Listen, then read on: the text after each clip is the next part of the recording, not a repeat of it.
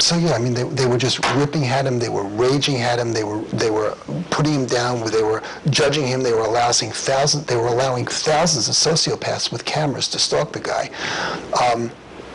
And from the moment the events went public, maybe not prior to that, but from the moments the events went public, Tiger never did anything but act with integrity and with poise. He could have really gotten angry and struck back, but he didn't.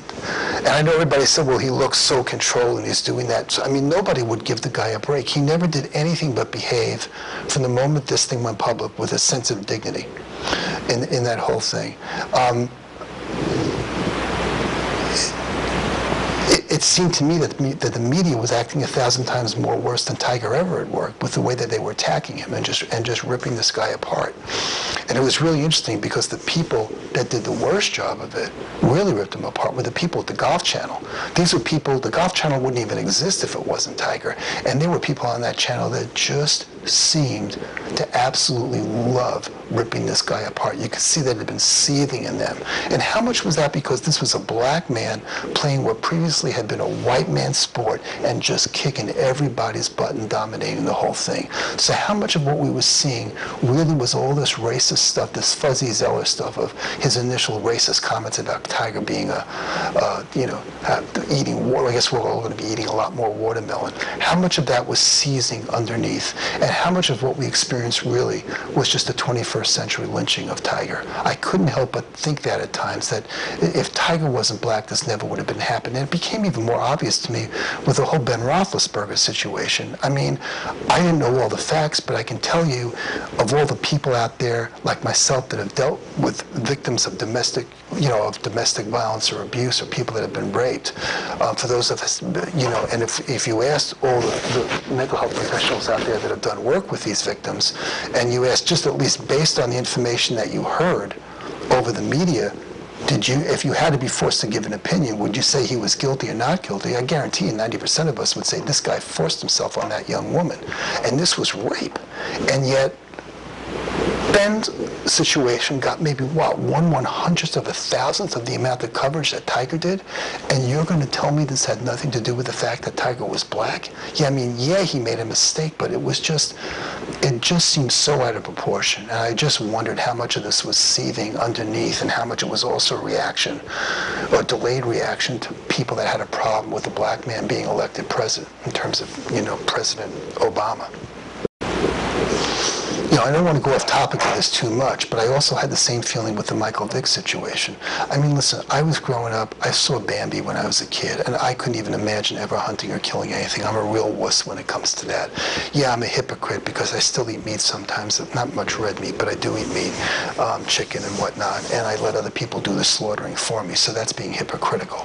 But I understand and I completely support PETA and what they did, but throwing this guy into jail for 1.5 years, and PETA knew that this trial was happening in Georgia, and he was a successful black man, and they knew beyond any shadow of a doubt that there were racists that were just piling on just for the pure fun of it, and the people in PETA allowed that to go on and did nothing about it. And what really stood out to me was while he was in jail, a woman running for the second most important job in our society, vice president, was so proud of the way that she killed animals, she went up in a helicopter on a free, legal kill of, wolves, and started shooting the wolves from the helicopter, and was so proud of what she did that she used it as a photo op and had another helicopter with photographers in it photographing her killing these animals because she was so proud of it and she thought it was so accepted and it would be a great way for her to be elected vice president.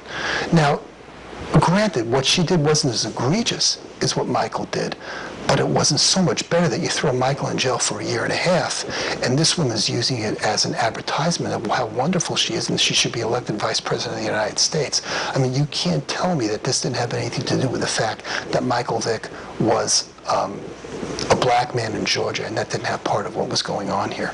I'm going off, but I think that racism in our society is something that we're going to have to deal with if we're ever truly going to become a society that's empathetic.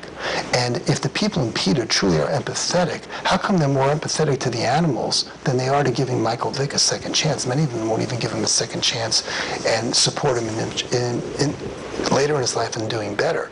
So there's so many contradictions in this, and if we're ever to become truly an empathetic society, then we have to raise people with consciences that have empathy for other people, not just when it's comfortable for them, but also when it's uncomfortable for them as well.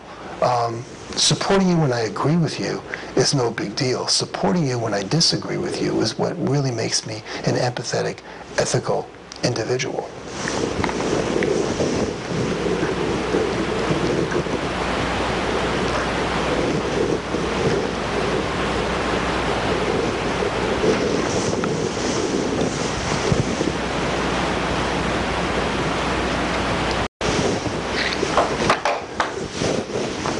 So where do we go from here?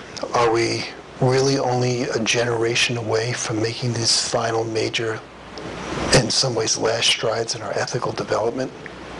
You know, we have historically, again, made major periodic strides in our ethical development, from our Revolutionary War to the Civil War to World War II to the Cultural Revolution of the 60s. It was my generation's goal that no one should be denied their basic rights because of the color of their skin, their religion, their gender, or their sexual preference. Can this generation of high school and university students make it their goal that no adult should ever have a child without the proper training? And that training should start in middle school and be a prerequisite for any high school or college diploma. If reading, math, science, and history are prerequisites for graduation, shouldn't having the proper knowledge and training to raise a child be a prerequisite as well?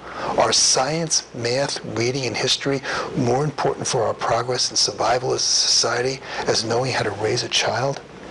I mean, what more loving thing can we do for our children, for the children of our future, than do everything we can to prepare ourselves to welcome them into the world with parents that know how to help them become the best people that they can be. This is long overdue. The time is now. We are finally ready for this ethical revolution, for this revolution within. Who will take the banner and who will lead us? Certainly not the police, right? Or maybe if there is one police officer out there that has the integrity to stand up for what's right, even if it's not popular, who has the maturity to maintain their own beliefs, even if those beliefs are not shared by many of their peers. I mean, what did Frost say again? 2 roads diverge in the wood, and I took the one less traveled by, and that has made all the difference in the world. So if you see yourself on a road that is diverged into 2, and if you have a conscience and you know that one road is clearly right and the other one wrong, travel the one that you know to be right, even though it may make the journey of your life more difficult or even perilous. It really is a time right now, if this generation makes that decision, to pick up that banner and make a societal commitment right across the board to make raising children that are compassionate, empathetic, caring, and who have fully formed consciences, make it their goal that someday, instead of 75% of us not having reached fully adulthood, it'll be 75% of us that have. And we'll be living in a completely different world. When that world occurs, we're not going to have to worry the environment, because there aren't going to be people out there that would have anything to do with destroying it for the sake of money. And we won't have to have racism, because people will care too much about each other and care more about what we have in common than our differences to ever hurt somebody because they're a different color, or ever somehow judge their belief in whatever God they believe in as opposed to the God that they believe in. Or because of their gender, or because of their sexual preference, or because of all the other things. I think the children of our future deserve this. I think we deserve this. I think it's a gift that we have to give to ourselves. And again, I think we finally have the president of this country that can lead us in this if he decides to do so. I can't think of a more appropriate cause to fight for.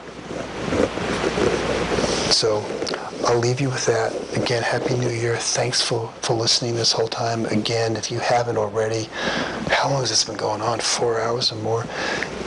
Thank you if you've had the patience to stick through and listen to the whole thing, but download this.